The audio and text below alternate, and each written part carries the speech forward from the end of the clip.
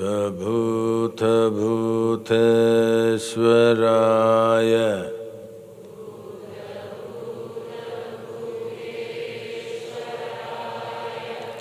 कालकालकालेश्वराय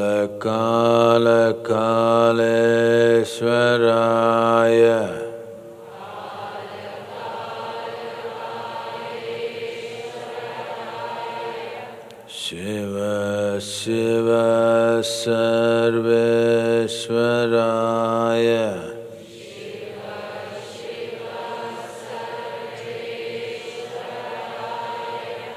शंभो शंभो महादेवाय।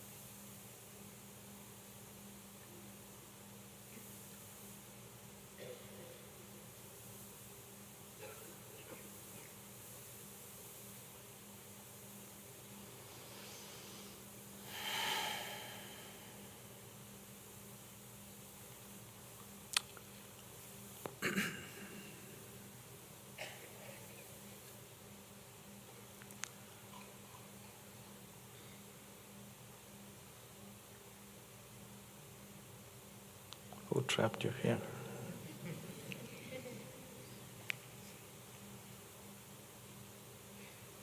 Conscription?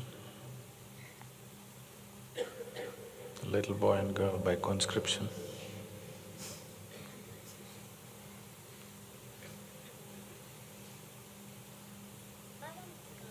Hmm?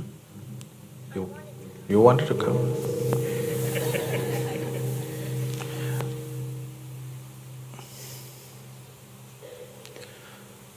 Is the audio okay? Now. Where is now, please? If you raise your hands. There's too much feedback to me.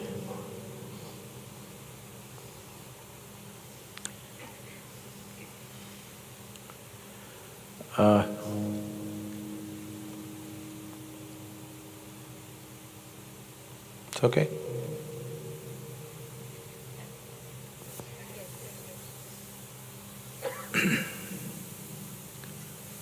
Oh.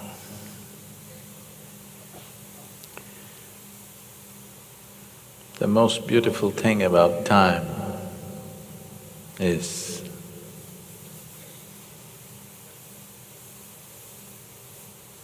If you do something, it passes by. If you do nothing, it passes by. If you're joyful, it passes by. If you're miserable, it passes by. It's absolutely just, no matter who you are, how you are, for everybody it passes at the same speed. Only thing is,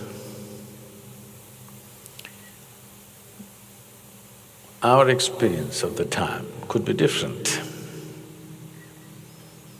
depending upon how intensely we live or how slack we are. If you're very slack with life, it looks like time is passing by very slowly. If you're very intense, time just flies by. But in reality, time is happening to all of us at the same pace. These cycles of time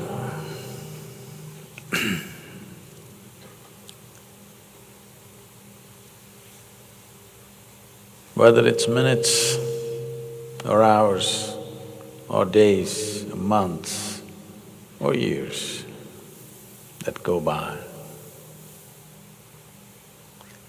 these cycles of time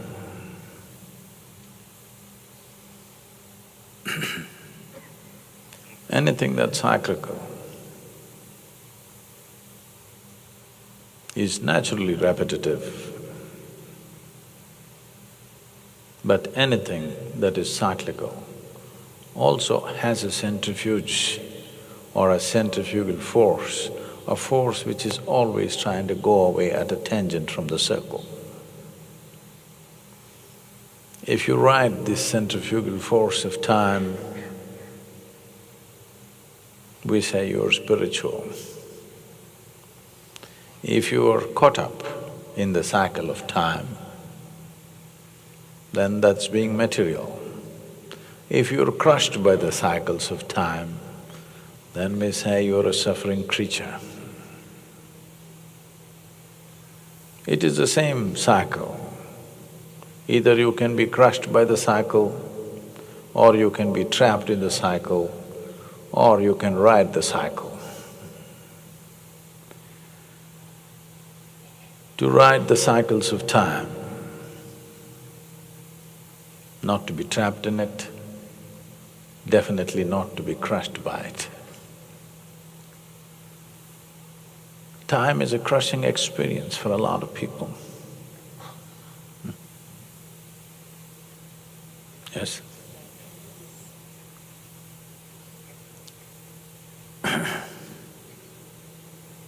Anything cyclical has this ability that it can crush you, or it can trap you, or you can ride it.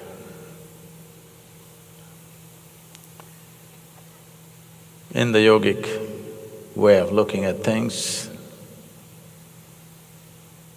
we see time. Time is referred to as kala. Kala means both time and space. Kala means darkness. Darkness means that which does not stop light. You understand what I'm saying? If there is light going by, you won't see it. Only if it's stopped by something, you see it. So that which does not stop light is called darkness. So, that which does not stop light is empty space. So both space and time are referred to as kala because they're not seen as two different entities. Only because there is time, space is possible. Because there is time, you can move from point A to point B, so there is space. If there was no time, there was no way to move. The general perception is that because there is space, there is time. But I don't see it that way. Because there is time, there is space. Now,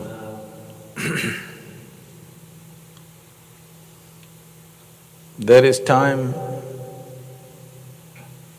which happens because of cycles.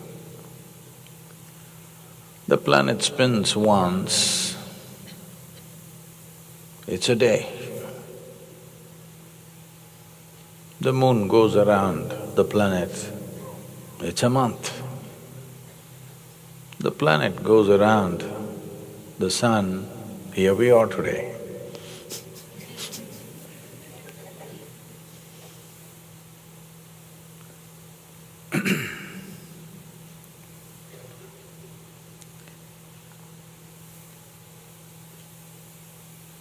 The cycles of time are one dimension of time. There's another dimension of time which is beyond the cyclical nature. This we call as the great time, it's called the Mahakala. There is time and there is greater time. Even when there are no cycles, there is time. But where there is no cyclical movement, there is no physical happening. Everything that's physical in the universe, from what is atomic to what is cosmic, everything is cyclical. If there are no cycles happening, there is no physical possible. When I said, if you take a tangent or if you take the centrifugal to ride away from the cycles of time, that means being spiritual. It's in this context that we know the cycles of time only because of physical reality. If we could measure,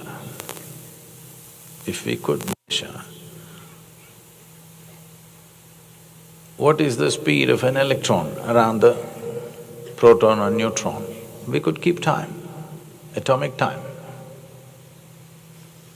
A bit too much for us. So we measured the planets, how much time it takes to go around the sun. We said it's a year. We went little further down to days and hours and minutes and seconds. But all of them are cycles of the physical existence. If there is no physical existence, we would not know anything that's cyclical. If we did not know what is cyclical movement, we would not know the cyclical nature of the time. But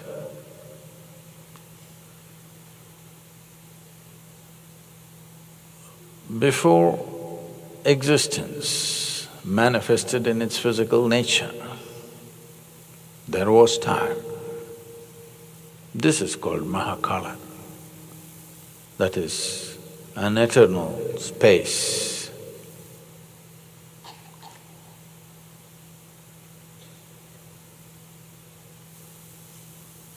You're not watching my words. I'm saying an eternal space. When there was no movement, when everything was still, there was time, but nothing cyclical happening. That dimension of time into which everything dissolved and from which everything sprang up.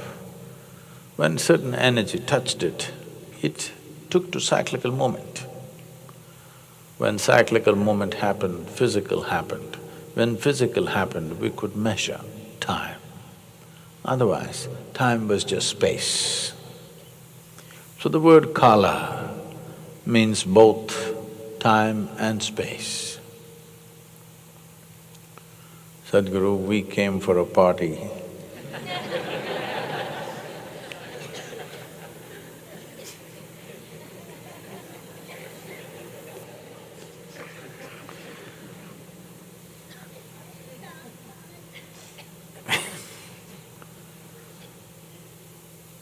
And here you're going at us like this.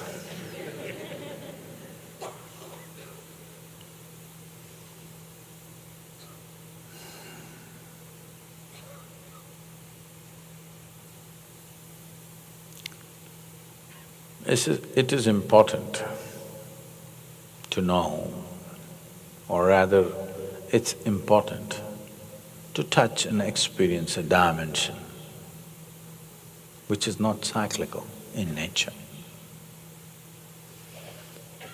Because what is cyclical is inevitably repetitive. What is cyclical inevitably runs itself out at some point. It runs itself down. Anything that's cyclical cannot be forever because it needs a certain amount of kinetic energy which is going to expend itself. When a human being touches a dimension which is not cyclical in nature, suddenly there is a new quality, a quality which is beyond all qualities, not good, not bad, not this, not that, simply like existence.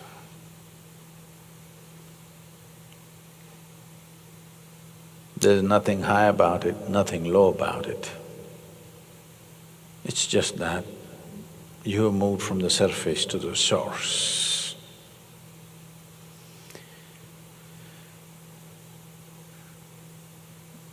Not that it solves all your problems, it's just that you won't know what is a problem.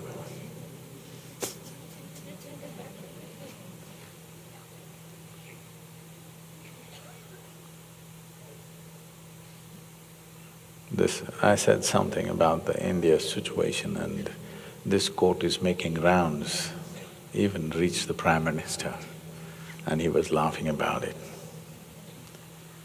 I said, for every solution there is a problem.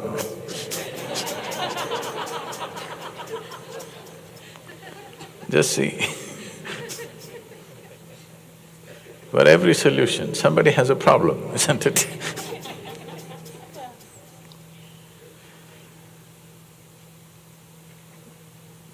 People may think for every problem there is a solution. But when you don't see any problems, when you see only solutions, some people have problems with the solutions.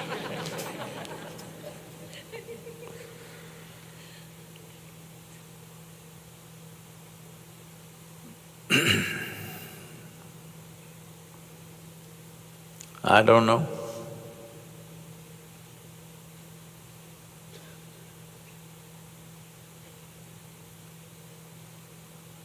What shall I do?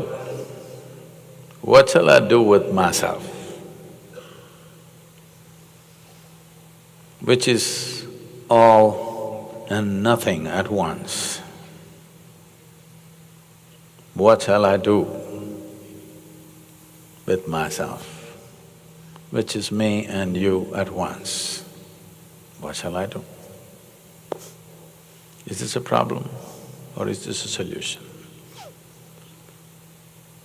There may be a space where there are no problems and no solutions, just existence.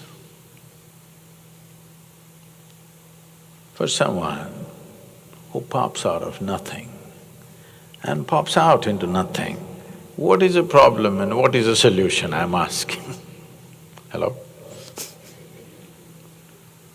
You popped up from nothing, you're going to pop out into nothing. In this little space and time, what is the problem and what is the solution? I want you to figure this out. Hello? What is the problem? Huh? There's really no problem, no solution actually, but there are so many problems. Sadhguru, we don't know where you are living. Where I'm living, there are so many problems.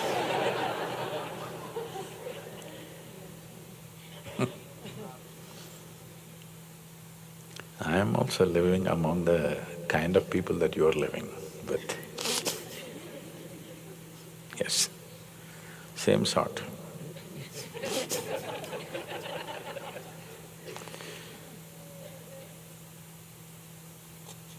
The question is just, what are you rooted into? If your rooting is just your physical body, some things are problems, some things are solutions. If you're rooted into your psychological framework, everything is a problem. If you're rooted into the existence, nothing is a problem, nothing is a solution. Everything is an experience of life.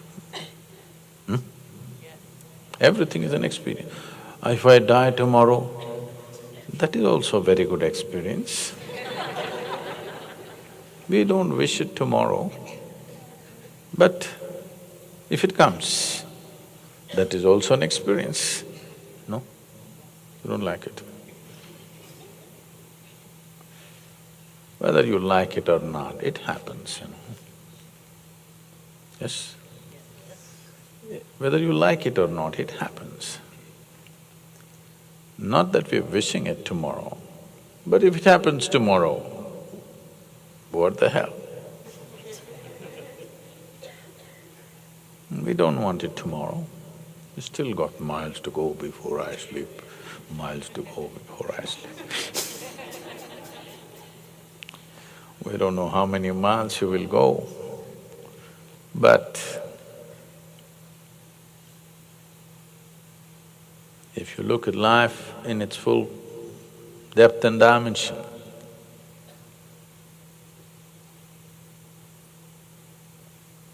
life is a certain amount of space. If you look at life in a linear fashion, life is a certain amount of time. If you look at life from your psychological perspective, life is a certain number of problems.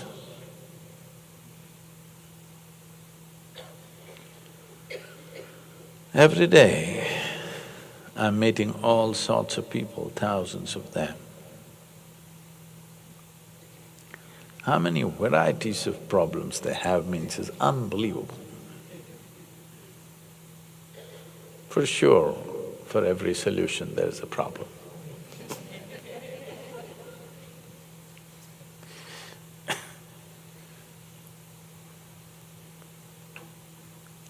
Birth is a problem, death is a problem, in between series of problems.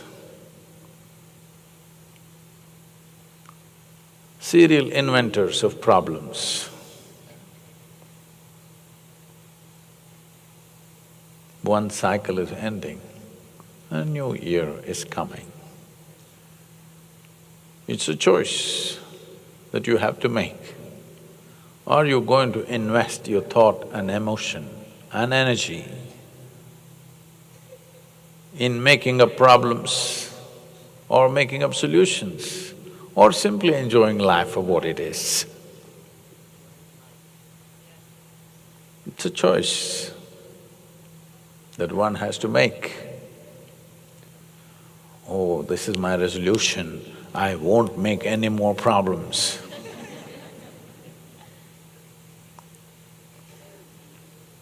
To make resolutions, first you need a constitution. Do you have a constitution? Hello? You don't have a constitution?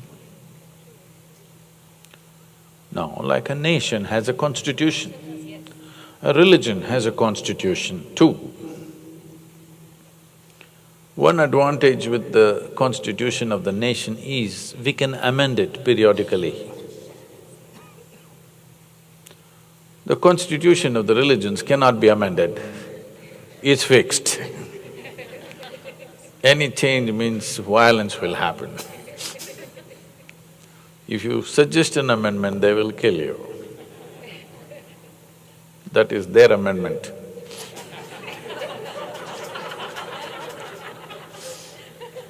The national constitution, constitutions which make nations, it is open to debate and amendment. I'm asking you, you as a person, do you have a constitution? No, you have. What you like, what you don't like, this is what I will do, this is what I will do. I am a morning person, I am a evening person I am a WhatsApp person, I am a email person, I am a Facebook person. There are constitutions, individual constitutions, maybe not written down, but it's there, isn't it? If you can pass a resolution, there must be a constitution. If there is no constitution, how do you pass a resolution about it? So there is… once you have a constitution, you are not a life, you are an institution. If you're living in an institution, you know what it means. It means you're a nutcase. Yes. No, not everybody. Either you're a nutcase or you're a spiritual aspirant. Yes. You are a seeker of sanity or you're a seeker of liberation. One of these things means you live in an institution. So, what resolution should I take for the new year? All resolutions are impositions. Where there is no consciousness, where there is no awareness to know life, from the aliveness of what it is, you want to fix it. If you pass a resolution today, in some way, you're making sure that you will not be aware for the next 1 year. Because awareness means a spontaneous response to life, moment to moment. As a resolution means fixed, prefixed. If you prefix your life, whether it's done by you or done by somebody else, if your government passes a resolution, all of you must hang upside down. In India, we would say a tamarind tree. Here, where shall we hang you from?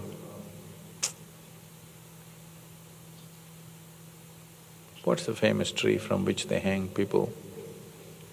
No particular tree?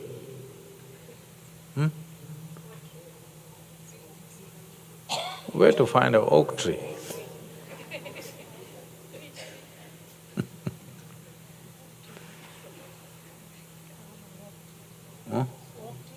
Where to find a big oak tree to hang from? It's difficult to find them.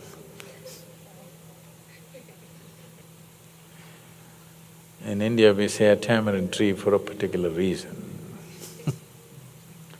So let's say your government passes a resolution that all of you should hang upside down from a tree, whatever tree. We'll give you the choice of the tree. Will you suffer this? Will you protest this? Will you rebel against it or no? Yes. Whether your government passes the resolution or you pass the resolution, it's not any different. You're trying to achieve something by force. Anything that you try to do by force feels like you're hanging upside down. Yes, sir? You want to be like this, but you want to do this. You will feel like you're hanging upside down. When you hang upside down, you will feel like rebelling against it. So naturally, within 3 days, your resolutions will become dissolutions. Otherwise, you suffer hanging upside down. Where if you suffer the entire year, some will dissolve this in 3 days, some in 3 weeks, some in 3 months. But the very fact that they need one more resolution by the year end is a proof that it did not last the year. So there is no need to take any resolutions. But a resolution is made because you want to do something that you naturally not incline towards. But a simple thing is, are you inclined to be joyful or miserable? That was only 5 people.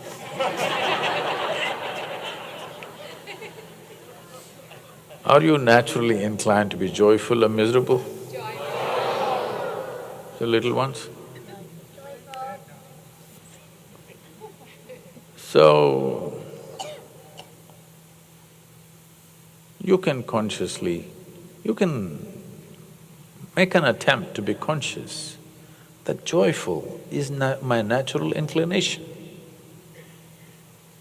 So how joyful will I be in the coming year? Just keep accounts.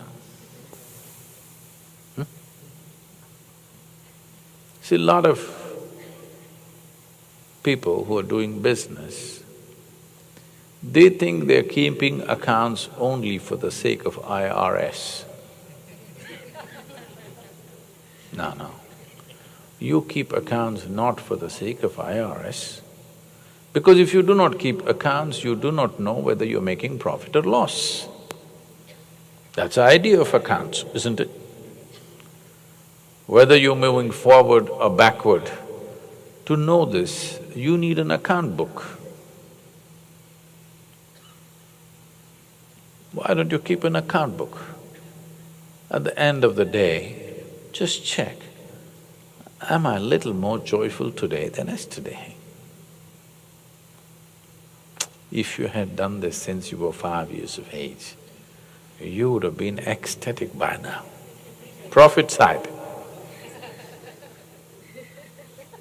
became like this because you never kept accounts. One day you checked, when it became very acute, then you see you're in a big loss. Every day, every month, just keep accounts. Am I becoming more joyful or less joyful? There are only 2 things. How joyful are you and how much joy do you give to people around you? This you can keep accounts.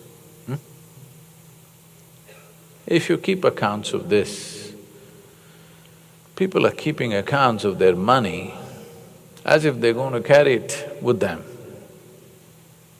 The real wealth of life is how joyful you are, how wonderful is your experience of life. Joy is not a goal by itself, but it's a necessary ambience for life. If you don't set this one ambience, then whatever you have is just going waste. You may have health, that's going waste, because there are more people on this planet who are healthy and miserable than unhealthy and miserable. At least if you're unhealthy, you got a good enough excuse for your misery. You're healthy and miserable, there is no excuse.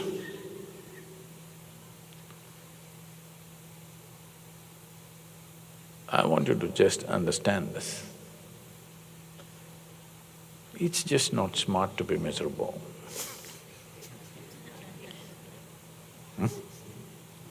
This happened. A lady was driving and then she had a flat tire. She had never really done this changing tire business. But she read the instruction manual, she put the jack and lifted up the car, she undid the wheel. With great difficulty, she pulled out the heavy wheel from the boot and was trying to fix it, and these 4 nuts that she had kept it in the hubcap, and with her high heels she was struggling, and she stepped on the hubcap and all the 4 nuts flew in different directions. So she put the new tire, but she had no nuts.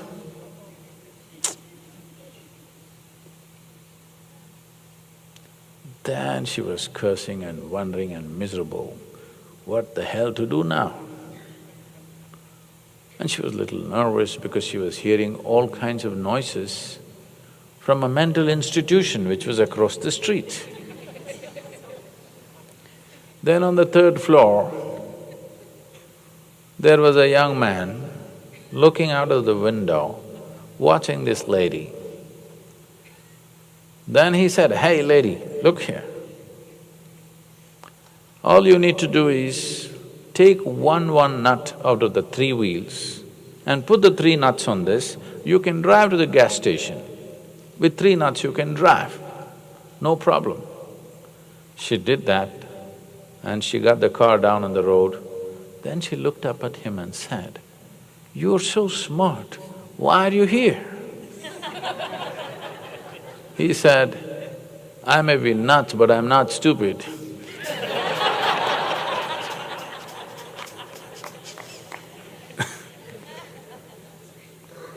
It's all right to be a little crazy, but you don't have to be stupid. All the so-called smart people who become like they're practicing a posture for their grave, you know. When I look at a lot of people, I think they're practicing and they're doing pretty well. But what they don't understand is, it doesn't take practice. When you die, it happens. Yes? Do you think you need to practice? No. Because you can't improve death with practice, but you can improve life with practice. Yes or no? However you do life, you can still do it better. Yes? But death happens super efficiently for everybody. You can't improve upon that. You think you can improve? No. You don't have to practice your final posture right now. It'll come naturally, believe me. It's not like life, there are no difficulties there. It'll come very naturally. You will do perfectly well in the grave. You don't have to have any doubt, you doesn't need any preparation. When you die, you will get it. But now with life, there is so much to do and more. How much ever you do, there's something more to do about life, isn't it? If you want to be at it, the fundamental ambience is that you're joyful. Otherwise, you will get this tremendously intelligent, idiotic question, to be or not to be. Yes. Intellectually seems very profound, but it's the most idiotic question. You don't have to decide not to be, it will happen.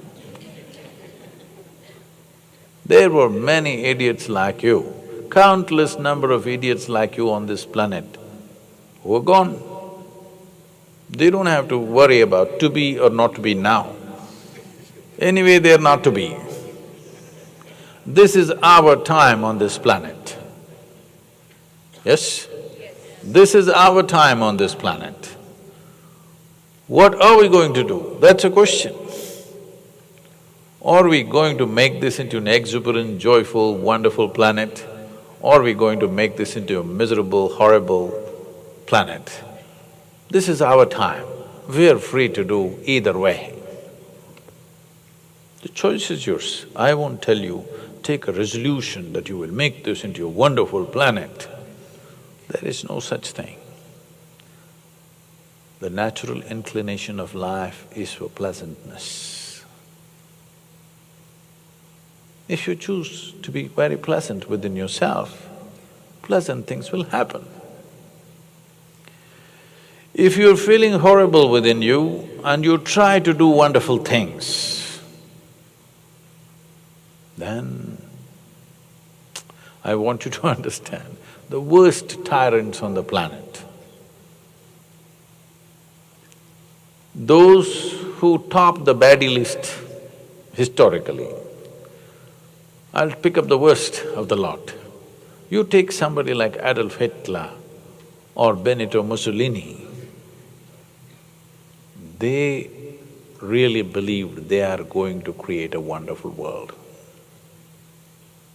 You know this? They had a dream of an ideal world. When you have horrible things going within you and you go at the world with very energetically, what you will create is a horrendous reality. Before you touch the world, if you want to clean somebody's face, your hands must be clean, isn't it? Yes or no? Your hands are not clean, you try to touch this not going to work. So before you touch the outside world, this much you must do to with yourself, that you are pleasant. When you are pleasant, whatever you touch will become pleasant. You are unpleasant, but you have good intentions, it is no good. I want you to understand, right now in the world, one situation that is happening in certain parts of the world, which almost everybody in the world sees as the most horrible things that can happen, they believe they are creating God's own kingdom. Yes or no? Yes. They 100% believe. You may question their intelligence, you cannot question their integrity because they're willing to die for it. When a man is willing to die for something, you cannot question his integrity, isn't it? You can question his intelligence and judgment, but you cannot question his integrity. Because when I stake my life, you must know, I mean it, isn't it? I'm not playing fool with it. It means more to me than my life. Yes or no? I want you to know, you have anger and hatred going within you, but you want to create a wonderful world. What happens? The consequence of that is a horrendous reality. It's not by intention that the world will change. It is by your consciousness that the world will change, how you are within yourself. If we don't fix this one thing, we will have intentions and intentions. The worst things have happened on the planet with good intentions, not with bad intentions. Yes or no? The most horrendous things have happened with very good intentions. So what intention you have is not important. What is your inner nature? This is important. Every action that human beings are doing in their life, knowingly or unknowingly, is in pursuit of their well-being. And you know you feel well only when you're joyful. Hello? Yes? You feel really well only when you're happy and joyful, isn't it? Or in other words, every single action that human beings perform is in pursuit of their happiness or joy. If they were joyful by their own nature, every action that you perform would become conscious instead of being compulsive, isn't it?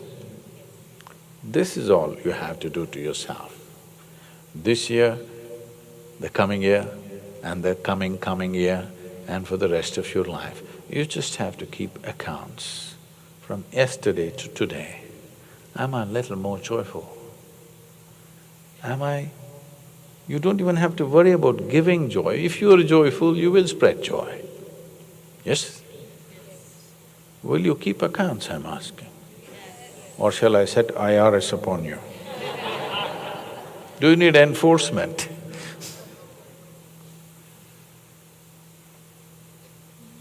Most societies have been run for a long time by enforcement. So if there is nobody to enforce,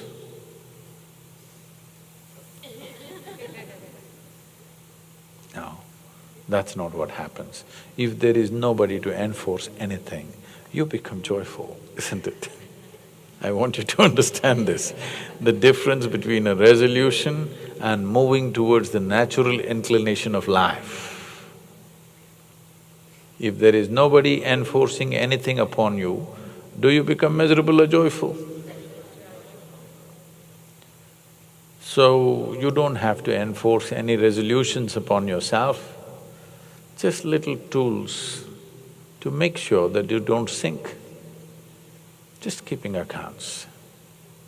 Daily, every day before you go to bed, you must check whether you're little more joyful today than yesterday, okay? If you keep this up, by the time you're 30, you will be ecstatic. When I was when I was just 25,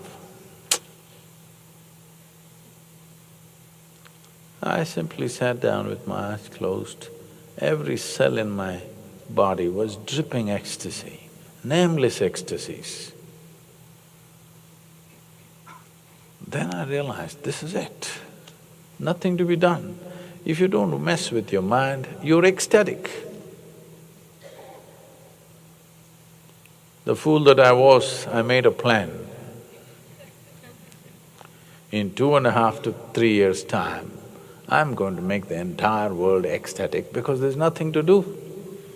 If you simply sit here, you know,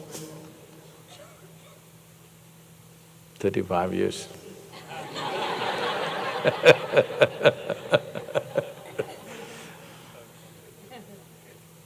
I have not lost it. A few people have gotten it. Yes, quite a few people have gotten it, but still not the world. Making some estimates, and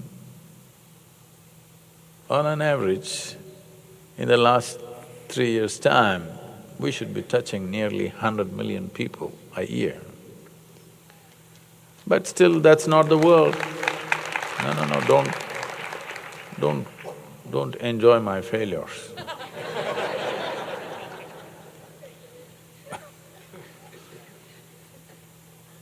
My idea of the world is 7.3 billion people.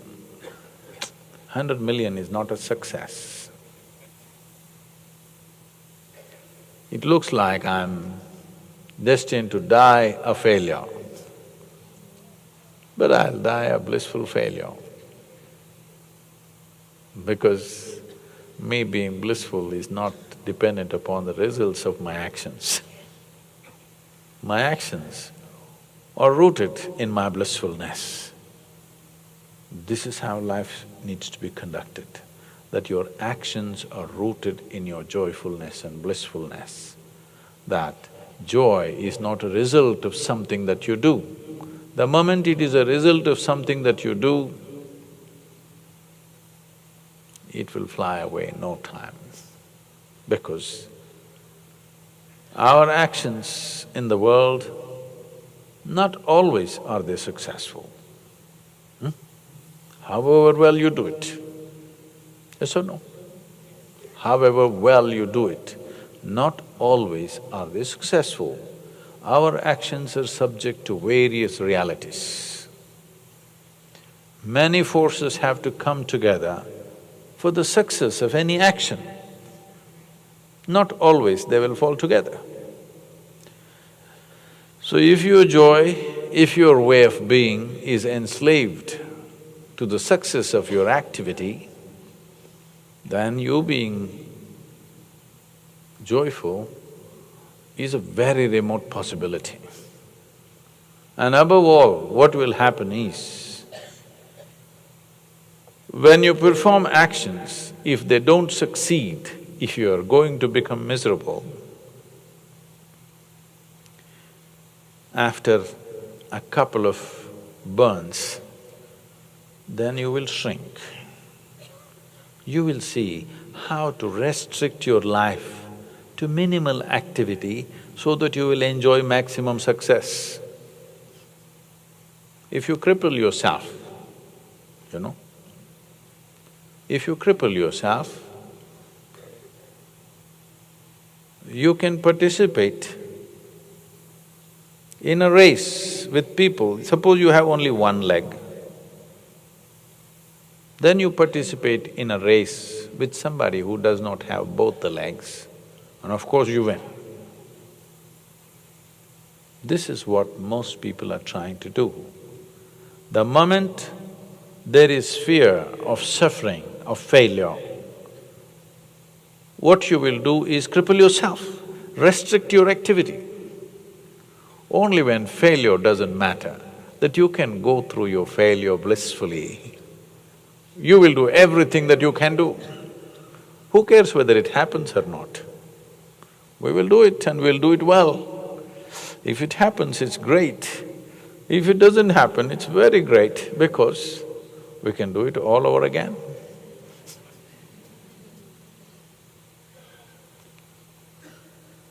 Joy is not a consequence of life or activity of life.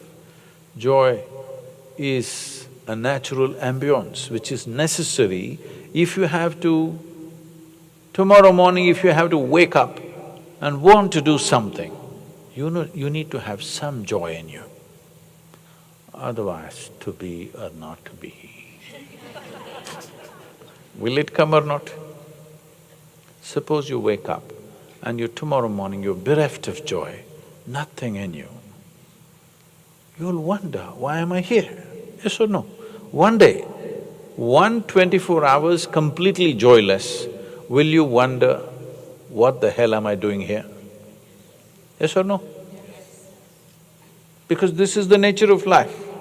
If this life has to blossom, it needs the ambience of joy. So, we have given you the tools to live joyfully. You must keep accounts.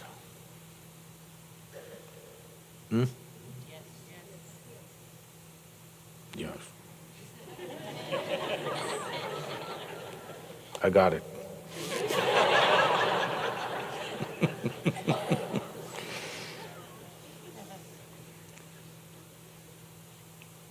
Before they serve food and music is ready and a party is ready, I don't want to take any more time.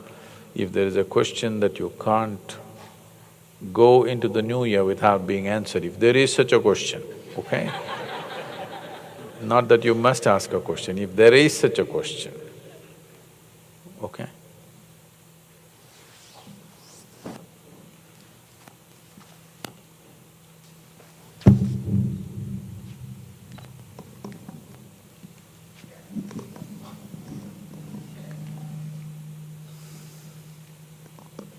No, it works only if you speak.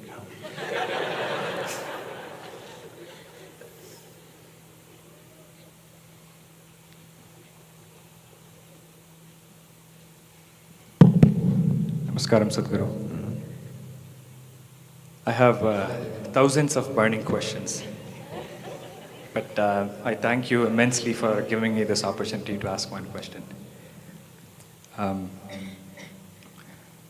How do I get rid of some unconscious bad habits in my life?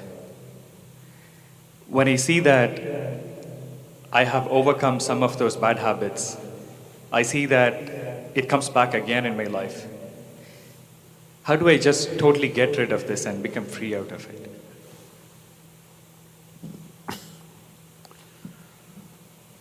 So you must understand that, listen,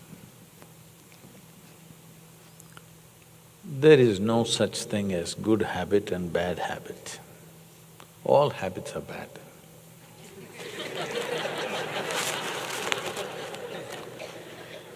Because habit means you're unconscious. You think only bad habits are unconscious? No. Even the so-called good habits, habit means you have learned to function in an automated way. That means you don't do things consciously. For example, is brushing your teeth in the morning a good habit or a bad habit?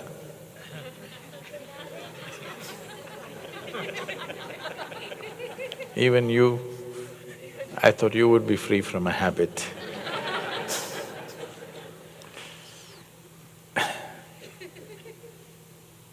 There are two ways of brushing your teeth.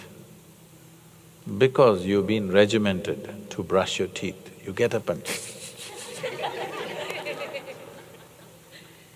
or because you wake up, you're very sensitive, if you open your mouth, you're conscious enough. Most of the time you're not conscious enough, only other people know. This is a very strange thing. There is the apparatus, the olfactory apparatus which have a sense of smell, are right here above your mouth. But you don't get it, others get it 5 feet away. That means you're unconscious, isn't it? Yes? If you're conscious, you would still brush your teeth till you come to such a place when you open your mouth in the morning, it smells like fragrance, you become like a flower. Till that happens, you must consciously brush. If you consciously brush, on different days or different mornings, it may need different length or different amount of brushing.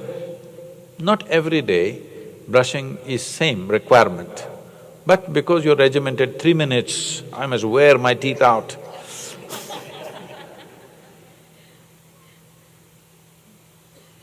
If you are conscious, on a particular day you would brush as it is necessary for that day. That's how it should be. On a particular day, you would eat as it is necessary for the body. You would sleep as it is necessary for the body. You would do everything consciously. But now it's a habit, everything is a habit. What time you should go to bed, what time you should wake up, what you should eat, what you should not eat, everything by prescription. This is called slavery. Your doctor tells you, or your slave master tells you what you should eat today. I don't see what's the difference. Why is it that you do not know what this body needs today? Because no consciousness. Everything by regimentation, by habit. Habit is regimentation, isn't it? It's only by regimentation you become habitual. So in this, you have also identified something as good habit and something as bad habit. What to do? Is there something called as bad unconsciousness and good unconsciousness? That's what you're saying. When you say, I have a good habit, you are saying, I am unconscious in a nice way. It's like saying, I'm dead in a nice way. Because the fundamental difference between being alive and being dead is being conscious and being totally unconscious. Being partially unconscious is being partially dead. As I earlier told you, you're trying to practice the posture and the state of what it means to be dead.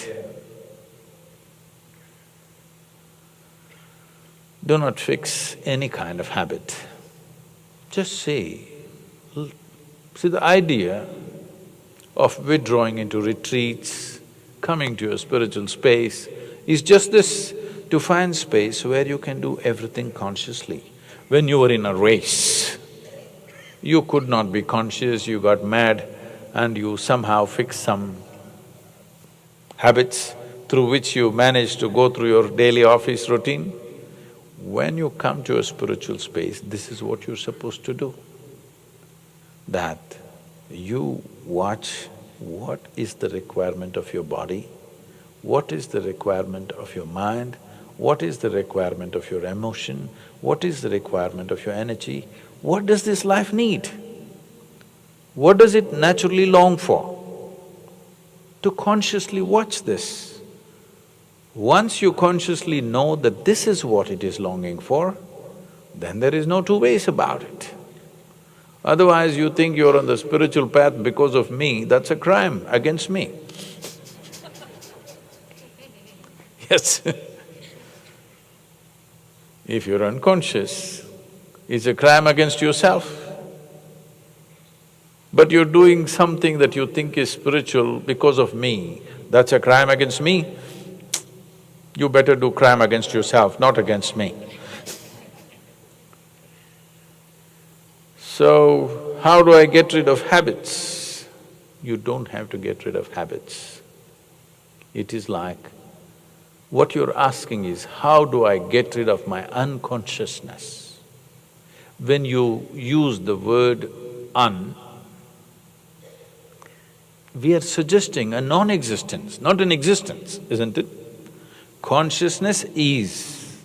When consciousness is not there, that is called unconsciousness. How to get rid of something that does not exist?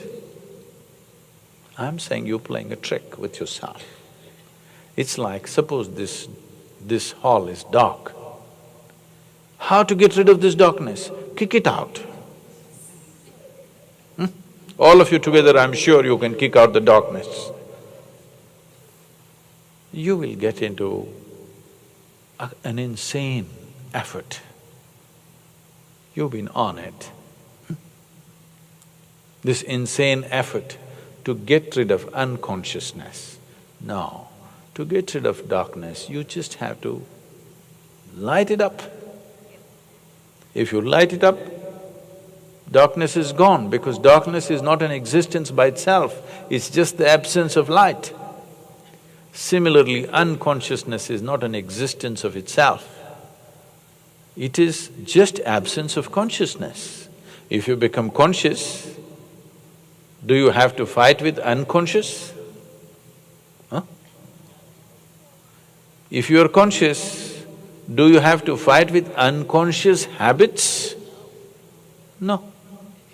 So you need to work on consciousness to become conscious. Or what should I do? You should not do unconscious things. Because the essence of life is being conscious. You know that you're alive only because you're reasonably conscious, isn't it? Yes or no? You're fast asleep. Do you know you're dead or alive? Do you know?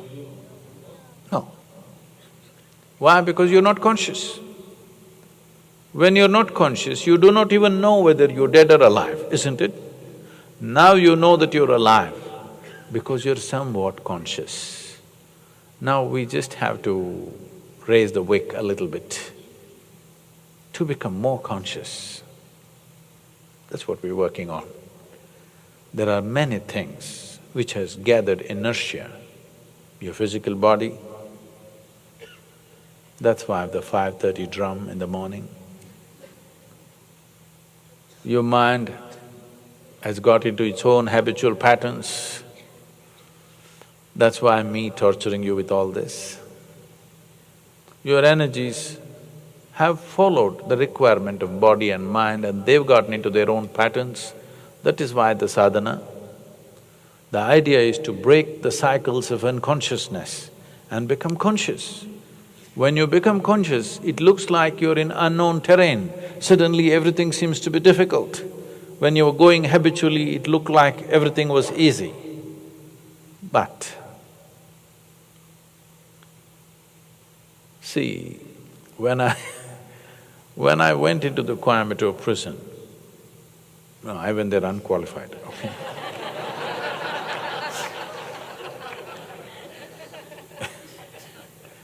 When I went there to conduct a program, almost 25 years ago, I just observed, this is something a whole lot of people are seeking in their life, prison life. Because this is a place where somebody always opens the doors for you and they close it for you. They turn off the lights for you. They do everything for you, you don't have to do anything. Really. Food comes a bang on time, always.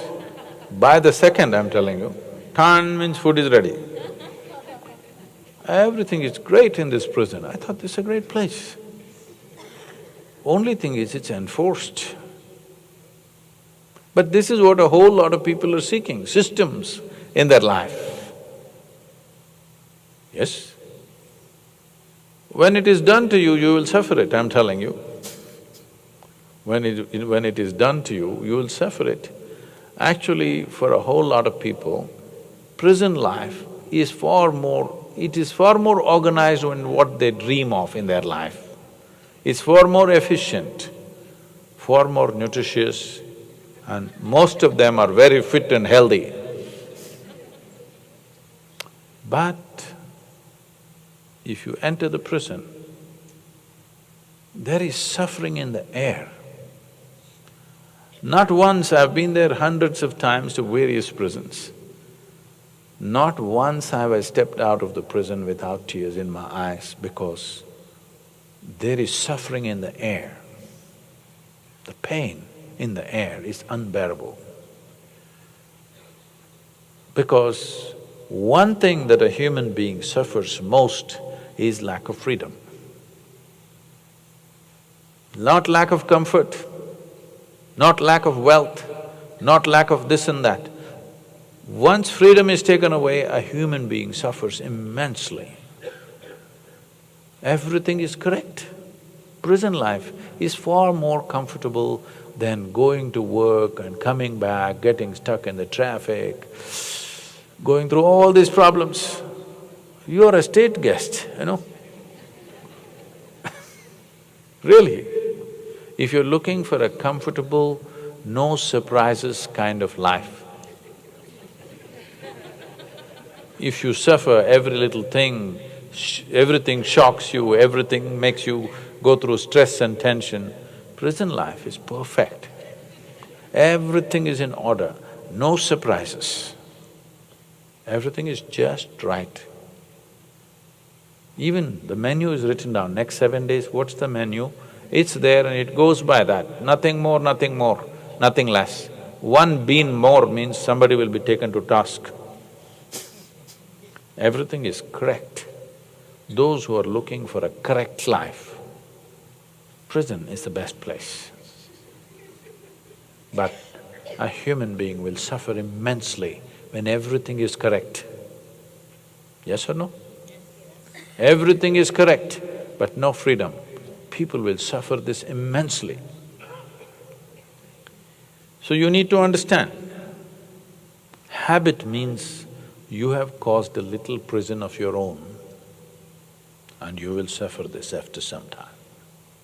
Initially it looks like efficiency, after some time it is imprisonment. Prison is in many ways an epitome of efficiency, isn't it? But efficiency is not what this life is looking for. This life is looking for expansion. This life wants the freedom to expand always. I was talking to one of these management specialists from America, a very well-known man, I may not mention the names. So, he was propounding all his management principles which look like a prison cell to me. Bringing order to everything so that it's efficient.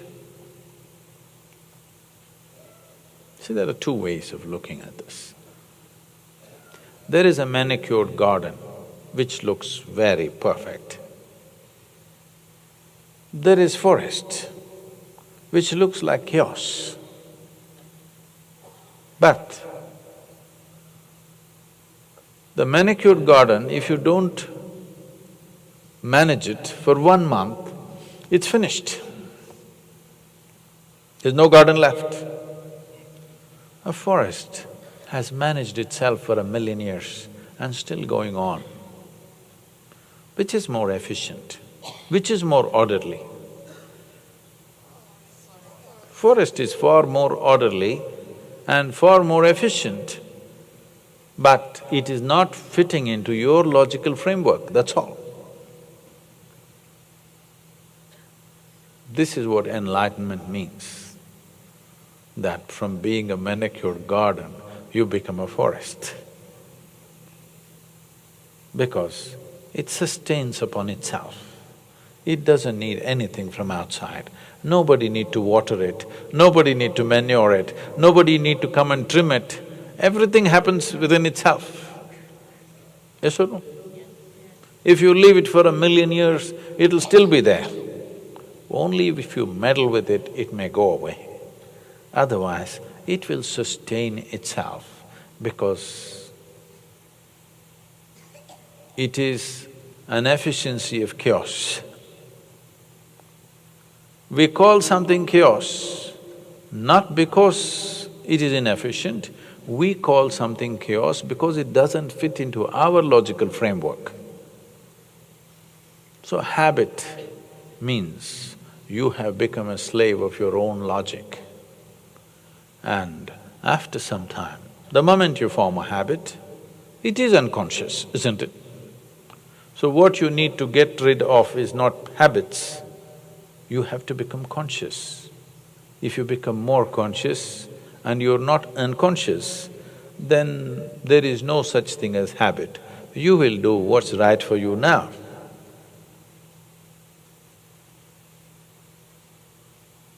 So, 999 questions. Please live with it for 2017. All the best.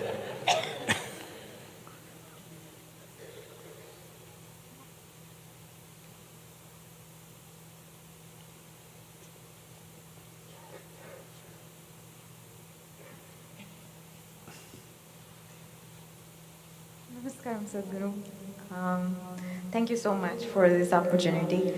I have a question regarding the book, and I wanted to know, like, if we read the book, as I've read it and I'm doing the practices in the book, how do they help versus the programs that we have? And if someone's reading the book and doing the practices, is that enough, or what is it that they need to do next?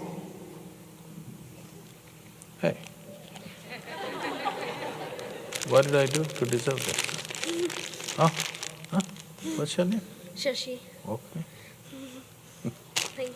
thank you.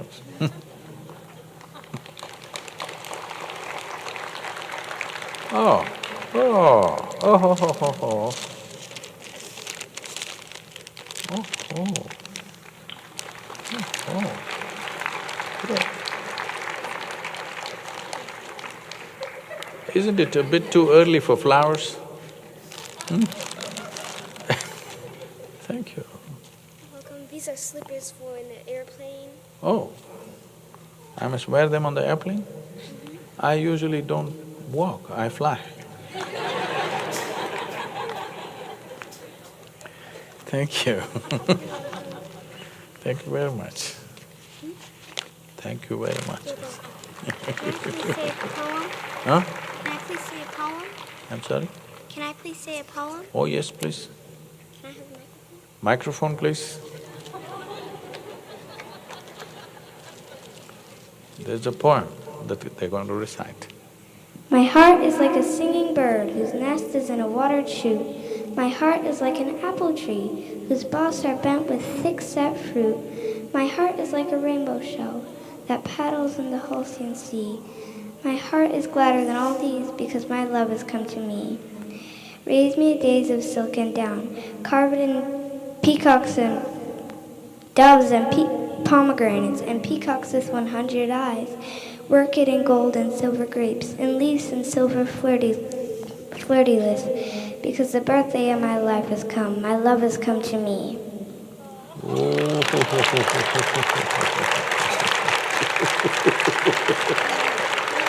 What a sweet poem.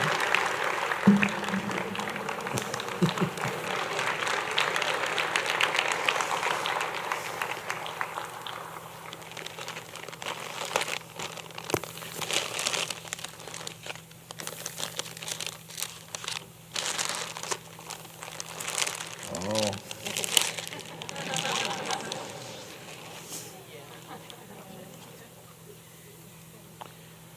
I'm sorry.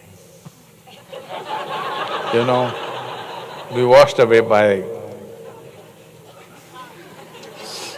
We've lost the question, you know. Okay, practice it. Lovely. If I get to do that, that would be amazing. I'm sorry? That was lovely. The kids getting to hug you was amazing. What is that? The kids getting to hug you was amazing, so it's okay. But you don't have a sweet poem like her.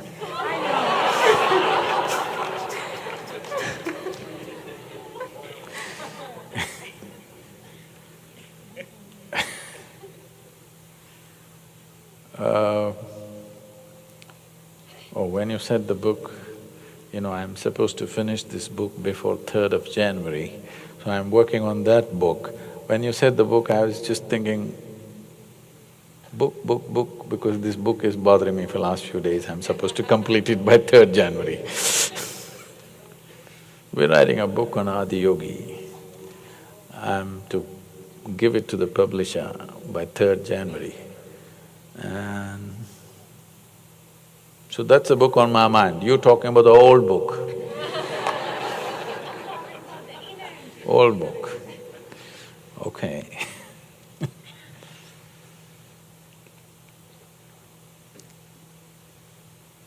The practice that is taught in the inner engineering program needs 21 minutes. You need to sit in one place and do it. It is of a different nature. It is a process which can change, to start with,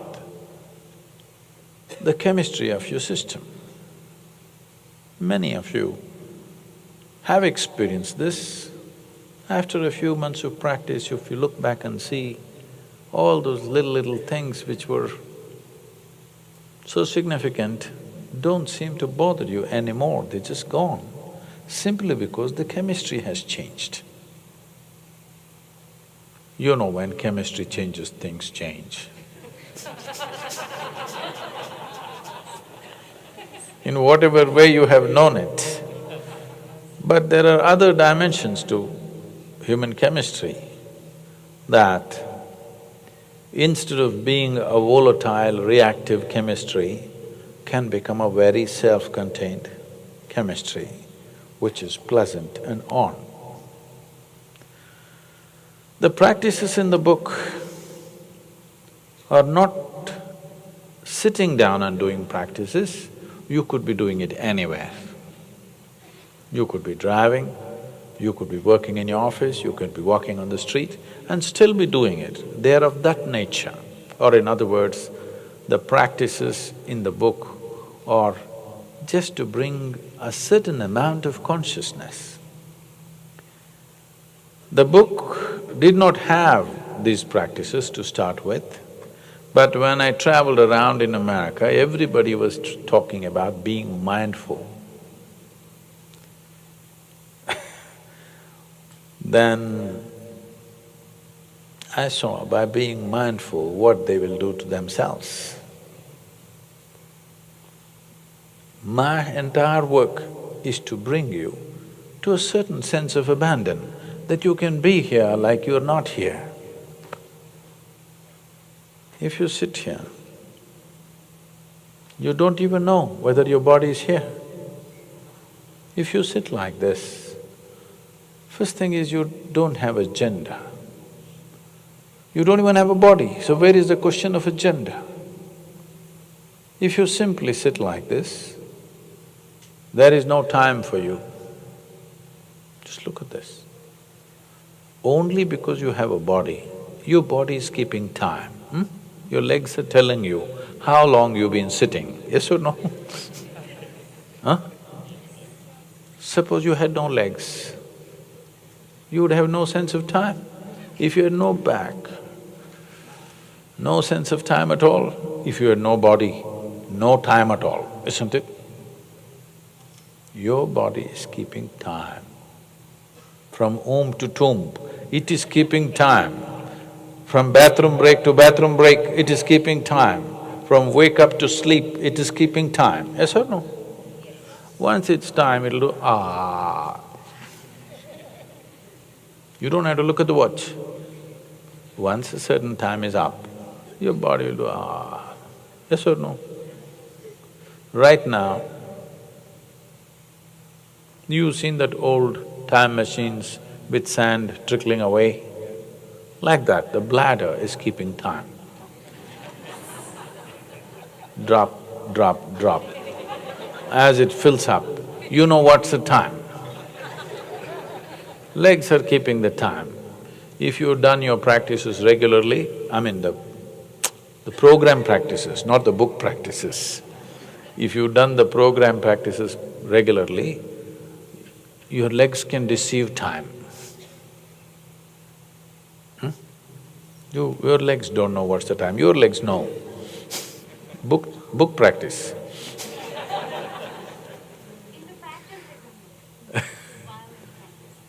So, the program practices are of a different nature that cannot be transmitted unless a certain amount of preparation, and it's a transmission, it's not a teaching. Book is a teaching. There is a big difference between teaching and transmission. Do not misunderstand both as one. This is a way of creating a smaller step for people. Because people are not willing to take one big step, one small step, they read the book and if some small things change, they may take the program. But there is no substitute for sitting properly with eyes closed and doing what is being done properly. And not only that, there is no substitute for a transmission. If something is not transmitted, nothing new will happen. Improvement of the present will happen, nothing new will happen. With Shambhavi, we are not looking at improving you. We want something new to sprout in you. Something that was never there with you till that moment must happen within you, that's the intent. The book is trying to decorate the existing, whatever you are right now, to make a little improvement. Most people are looking for improvements in life, they are not looking for transformation. Transformation means nothing of the old should remain, that's transformation. But most people cling to the old. Will you leave 2016 or will you carry it with you? Can you? Though it leaves you, you will not leave it.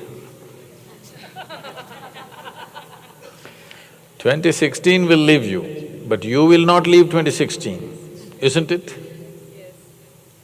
Because you are a creature of memories.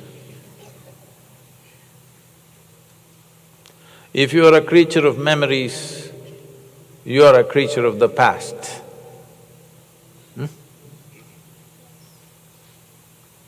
That means you are a dinosaur which is extinct. You become big because of your memories, isn't it? But you're extinct. What is the use? Dinosaur was a big creature, but doesn't exist. What is the use, I'm asking?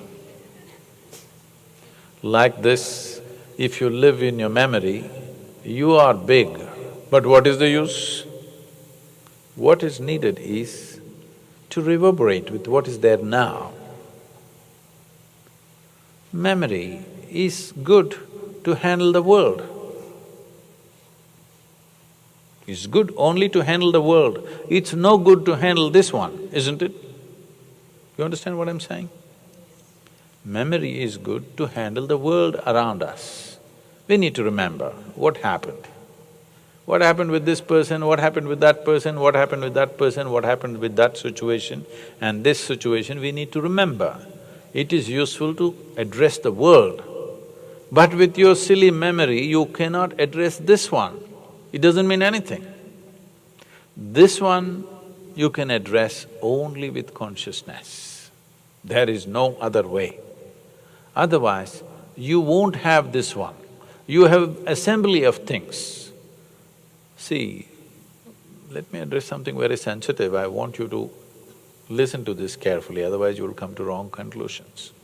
Let's say somebody very dear to you dies, or they go away for some reason. You feel like you lost everything. Yes or no? You feel like you lost everything. Because you are making up a life of substitution where you are not there. You filled it up with other people. When they go away, there is vacuum. But that's not how life is happening. Because you are there, only because you are there, you can hold relationships with people, isn't it? Hello? But now in your experience, you are not there. Because you are a creature of memory, you can only remember this one and that one and that one. You can't remember this one. How can you remember this one? Because this is a current life. You cannot remember this one. Because you're handling everything by memory, you will see when one volume of memory, which was a certain person or a situation, if that goes away, it feels like life has come to an end. Simply because a certain amount of investment you have made in a certain amount of memory you have about a specific person. So if you live by memory, I'm saying 2016 will leave you, but you will not leave 2016. If you don't leave 2016, how do you go to 2017? You cannot. You drag all these years and go into 2017, there's no such thing. You will be on a treadmill. You will get the exercise, but you won't go anywhere. Treadmill is fine, the weather is bad, but it's not a vehicle to go somewhere. This much you must understand. Memory is a treadmill. Yes? Memory is a treadmill. It is all right to handle situations around us, but you are not going to go anywhere with it. But human beings have invested so much in their memory, there's hardly a handful who will go with me on this one. I'm asking, how many of you really want to step into 2017 fully, leaving 2016 behind? Whoa, whoa, whoa, whoa, whoa.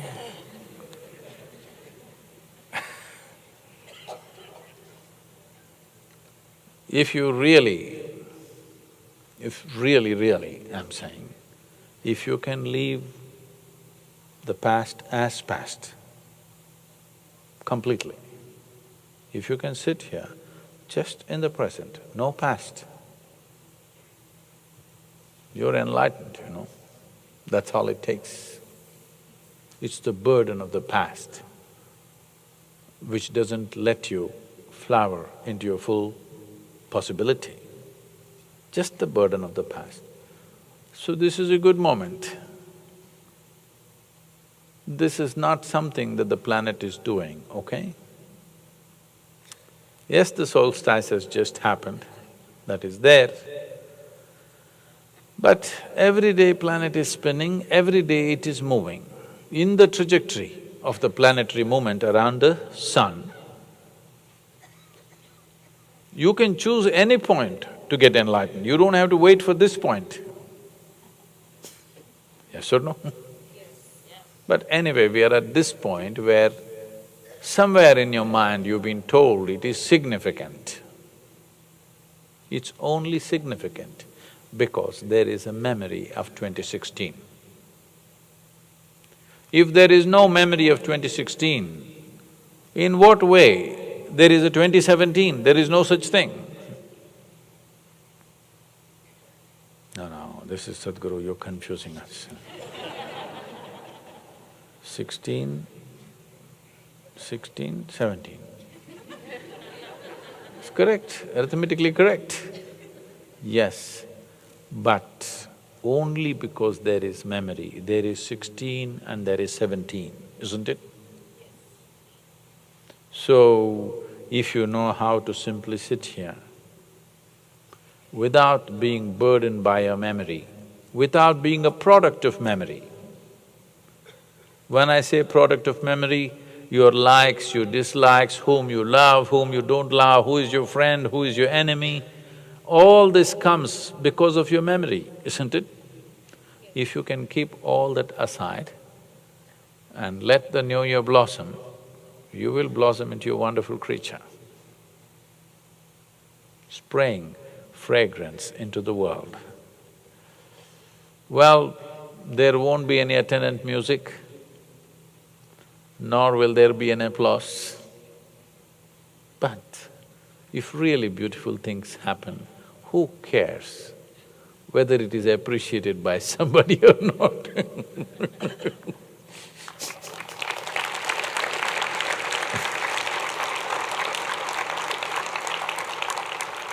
Where is the attendant music? What happened to the musicians? Come on. Nothing so wonderful happened, so let's have some music.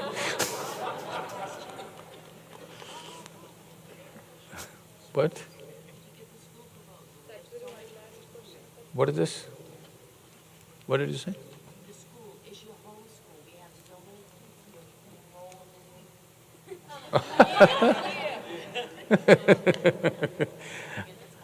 I have no such mission.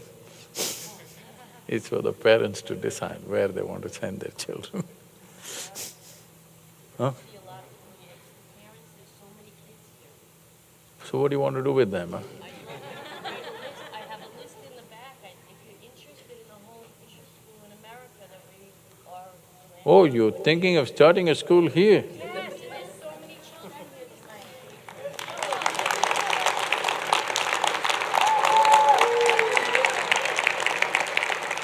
Look at that one. I gave them a proposal.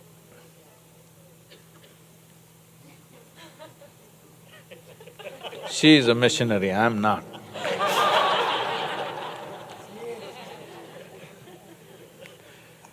Anyway, just to tell you a few things. One thing is, on February 24th is a once-in-a-lifetime kind of event for Isha, that we are unveiling this 112 feet tall face of Adi Yogi in Coimbatore, in the Isha Yoga Center in India. It's going to be a massive campaign, particularly in India, but even internationally there will be a certain level of campaign. The fundamental idea is to use this iconic face as a galvanizing force. As I said, the book is getting ready. To use it as a galvanizing force to move people. It's a dangerous thing to say in Tennessee. To move people from religion to responsibility. Why I'm saying this is, humanity has become like this. If small things go wrong in their life, they will find one little guy to blame. because of him. If big things go wrong in their life, they'll find that big guy because of him. What about this guy? This guy is % per year. That means in about 15 to 20 years, almost all the rivers which have been perennial will become seasonal for a variety of reasons. So, for the last 3 years I've been working on this and we've come up with a kind of a policy that the government has to take up. We worked with a couple of state governments which they're already trying to implement. I've managed to convince 2 chief ministers and make this happen. I've recently put this across to the Prime Minister and he's agreed to this in principle. But to raise this awareness across the country, because most people are unaware of it completely. So, and also, it's been a long time since I drove across the country. So, we're driving from Leh Ladakh, which is the northernmost tip of India, to Kanyakumari and back on the east coast and back to Delhi. Totally about 12,000 kilometers. About 16 major events will happen on the way. So those of you who can drive in India,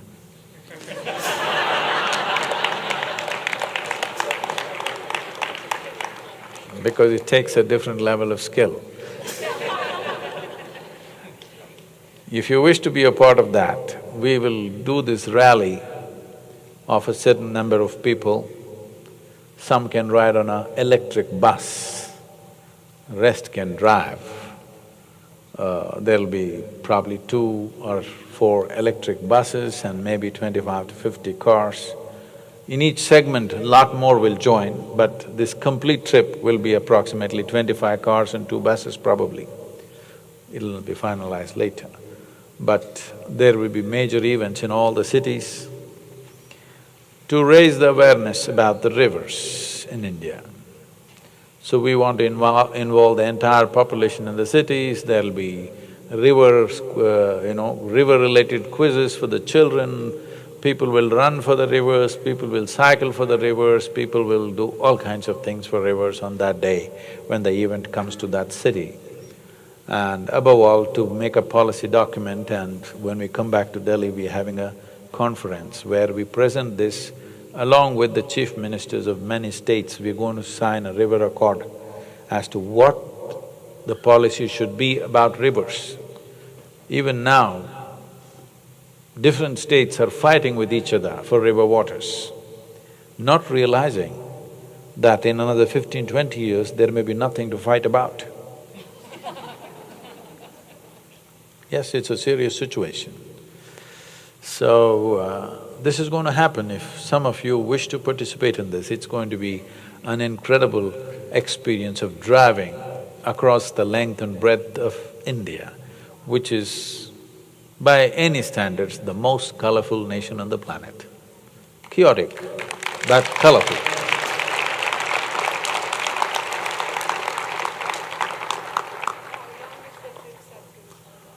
It should take about 25 days.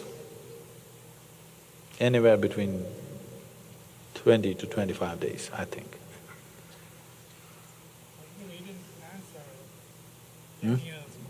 I'm sorry?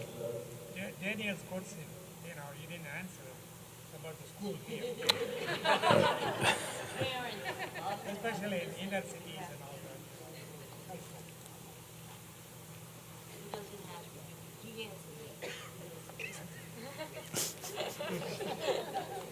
She's going to do it anyway, so… I'm not against it, but I'm not for it either.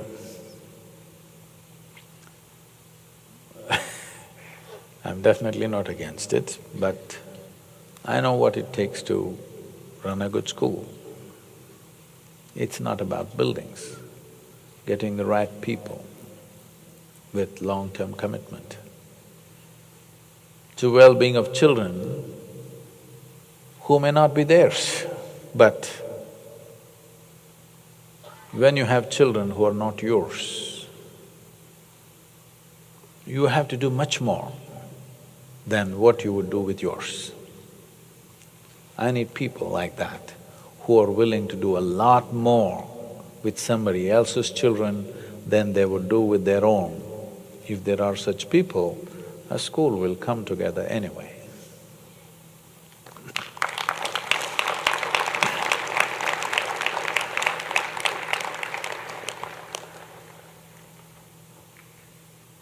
If you live by this silly standard of what is yours and what is not yours, anyway you will live in a very small space on this planet and in this cosmos.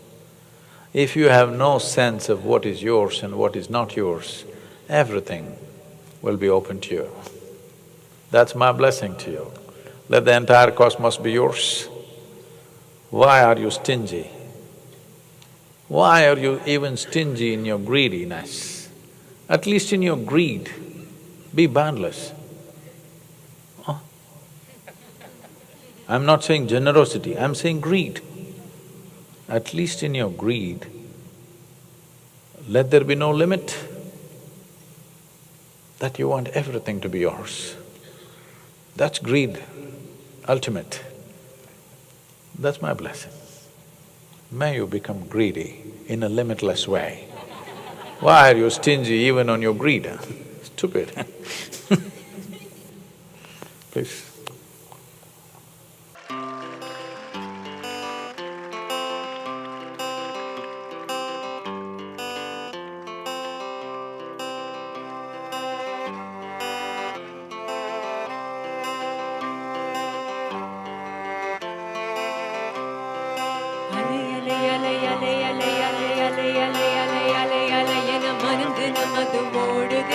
சுகம்